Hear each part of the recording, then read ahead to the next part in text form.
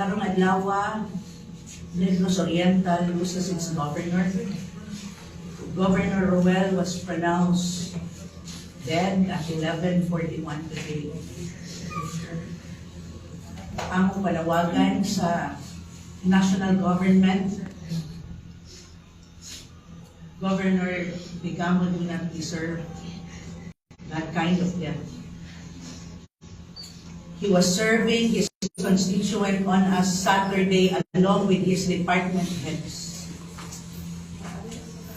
There were 5 others who died with him, who were there to ask for help.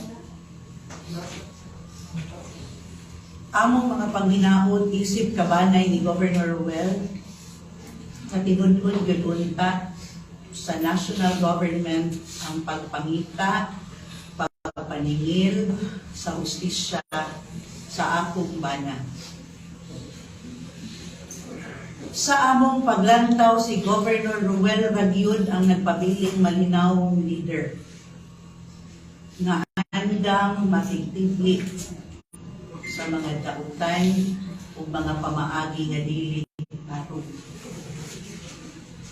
Akong mga paghangyo, give the governor the justice he deserves. Dili naman ako mabawi iyahang kinabuhi isang butong pamiron diri. Wala nang yun mahimo. Pero layhan min upadayon ug tubo nga naa pagyoy hustisya, naa pagyoy mga tao nga dili matabunan ug wagka nga mutabang nga makaplagan ni Governor Roel ang hustisya nga angay ni ihatag niya. Kada lang po sa karon.